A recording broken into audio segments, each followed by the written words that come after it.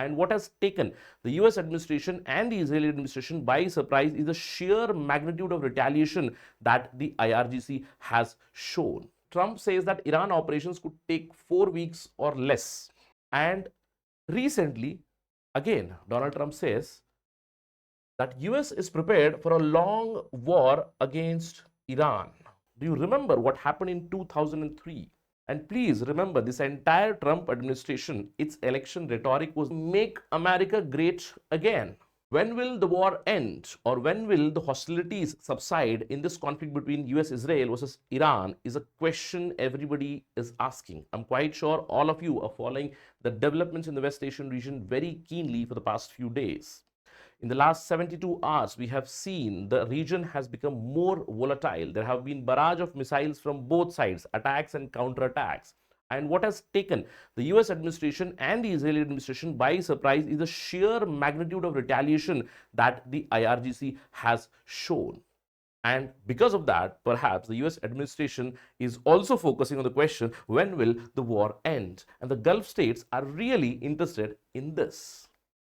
In this video lecture, we'll try to answer this question based on the recent developments and especially the statements that have come from the parties that are involved in this conflict. And a short answer to this question would be not very soon, perhaps a few weeks, or the conflict can go on even for months.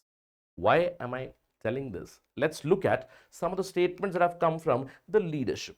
For instance, Israeli Prime Minister Benjamin Netanyahu has said that US-Israel war on Iran is not going to take years. Okay, he says not going to take years. So perhaps a few weeks or few months. That's the statement. And if you look at some of the understanding or statements from these administrative heads from US and Israel, it shows hubris in their attitude.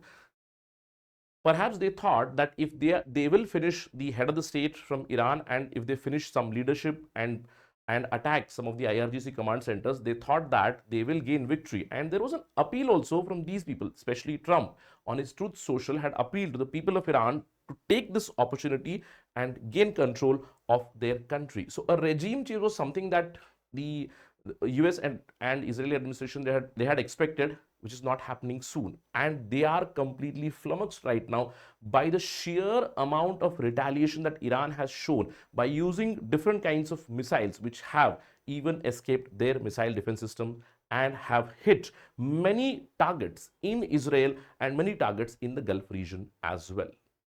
If you see, Netanyahu says it's not going to take years. Similar kind of answer also comes from the defense secretary from US. This is not an endless war. All right, what Hegseth says is that this war is not going to get prolonged for years. And he says this is not Iraq for us. Do you remember what happened in 2003? US entered Iraq, right, citing that there are weapons of mass destruction in Iraq, and they entered Iraq and they stayed in Iraq for years together. And please remember, this entire Trump administration, its election rhetoric was that we want to take a step back from the world affairs. We want to bring our military back. We want to bring our soldiers home. And we want to make America great again. And they have now entered into a war. And if you see the statements here, he says, this is not endless. And he has even warned that there might be American casualties which are likely in weeks ahead. And as of now, right, as of now, the news report is that at least 6 American soldiers have lost their lives in this conflict. Now, this is not anything in comparison to the amount of soldiers, amount of loss of life in Iran, but 6 American soldiers have lost their lives. Okay, right. So this was what Peter Hegseth highlighted. Now let's look at the vice president.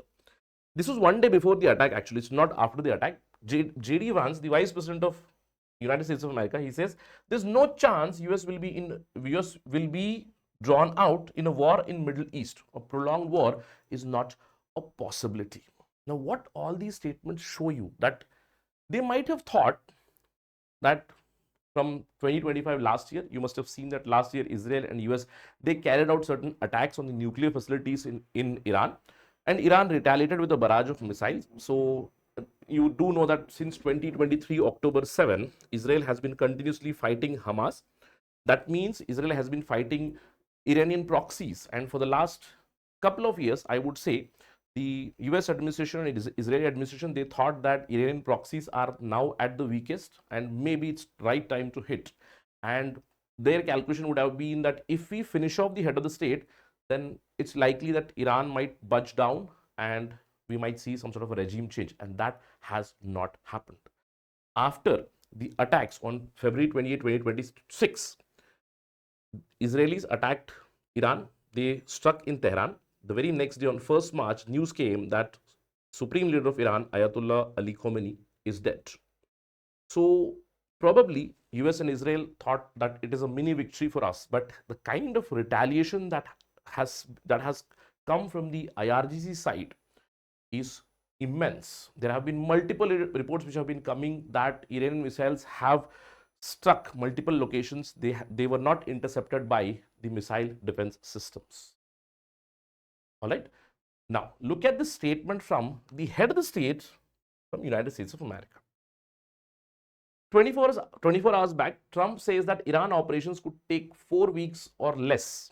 Okay, 3 US troops killed, but he says 4 weeks or less. That means less than a month. It is not even going to go for a month.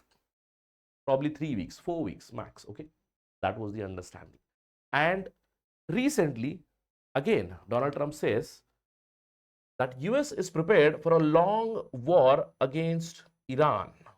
And this was not the promise. This was not the MAGA promise that Donald Trump made, that we are going to enter into long-term wars, especially in the Middle Eastern region. And Donald Trump was the one who criticized George Bush for his invasion of Iraq of 2003. Now, what does this show? That's why I put alert that there is a lot of contradictory stuff. And based on all this analysis, I told that it's like that war may not end soon. Why? Because see, there are two parties involved. There is US, Israel, who right now show that their objectives are not clear. They entered into war where they don't have clarity about what exactly they want. Is it regime change, or is it finishing of IRGC command posts, or is it something else? Okay. Now, in case of IRGC, they would like this conflict to go on for as long as possible. The retaliation for them, if it goes on for months, weeks, months, it's good for them. Why? Because right now, if you see the amount of retaliation that they have gone for, they have attacked many Gulf states, or they have hit, their missiles have hit many Gulf installations. What this shows? This shows that United States of America cannot provide stability, security in the Gulf states who are US partners. Yes, there might be a time when all the other Gulf states might come up united against Iran. All right.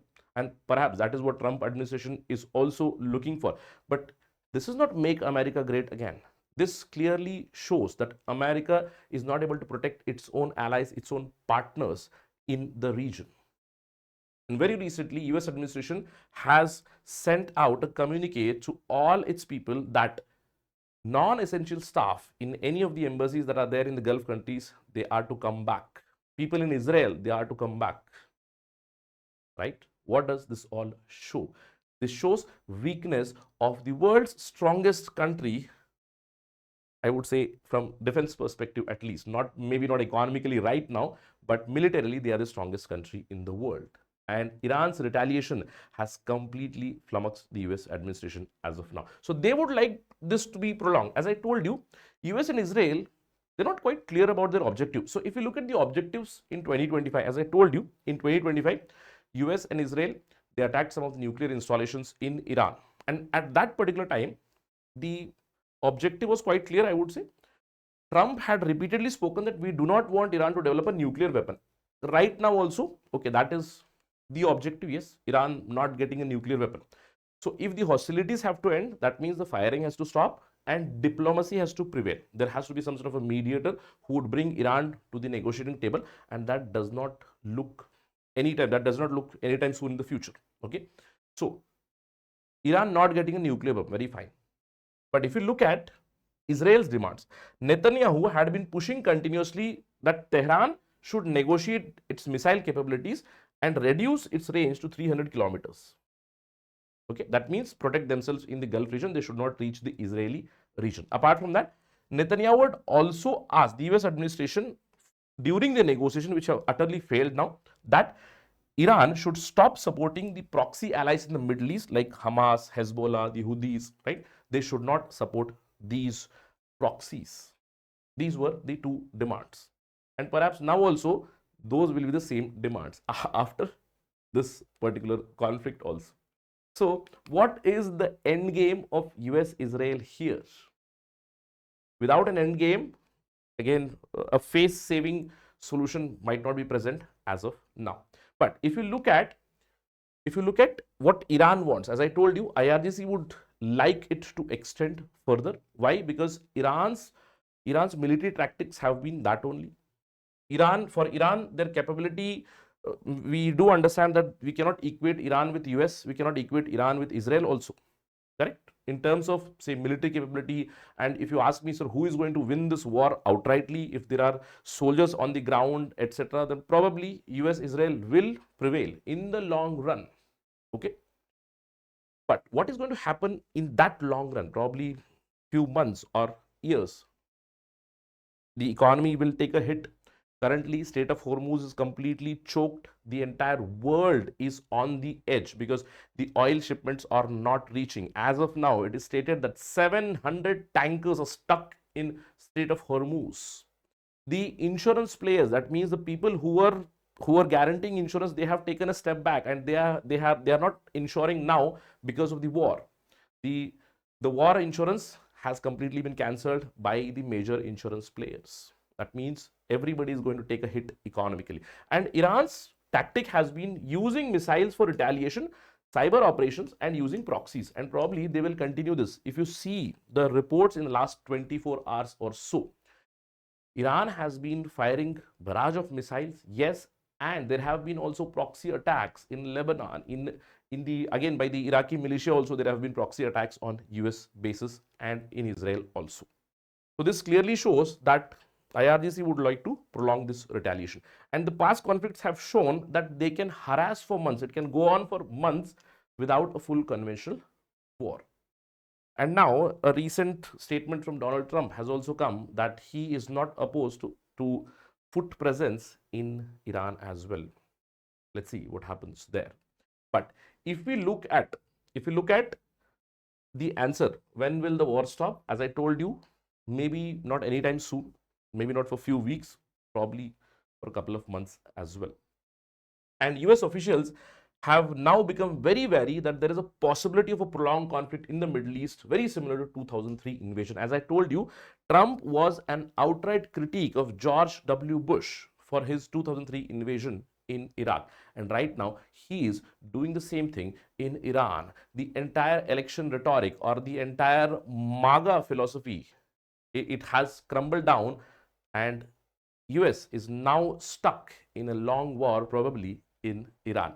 And this was already highlighted. If you look at some of the statements, or if you look at the reservations by some of the advisors of Trump, one of the main advisors, chairman of the Joint Chief of Staff, General Dan Kane, before the attacks. Now, this is almost 15 days back, somewhere around February 2022-23, right? When there was a meet, the chairman of the Joint Chief of Staff, he had highlighted that there are potential risks of attacking Iran now, and US might enter into a prolonged conflict, and that looks like a very close possibility. But we'll keep a keen eye on these developments. But to answer to the initial questions, when will the war stop? As of now, the answer is very tough to be given, but we can surely say that it will go on for perhaps a few weeks or maybe few months as well. Ultimately, we all know that diplomacy has to prevail. Iran has to come to negotiating table, but when will that happen? Only time will tell. We'll keep a keen eye on these developments in West Asian region. If there is any news, we'll have a discussion again on UPSC Simplified. That is it in this particular discussion. Thank you very much. If you want to connect with me, you can connect with me on this particular ID @RahulSai222_UPSC. This is my Telegram channel. You can join this channel. Or if you want to connect with me directly, you have a number 8884122262 you can drop a message here. Thank you again for watching this video. I'll see you in the next one. Jai Hind.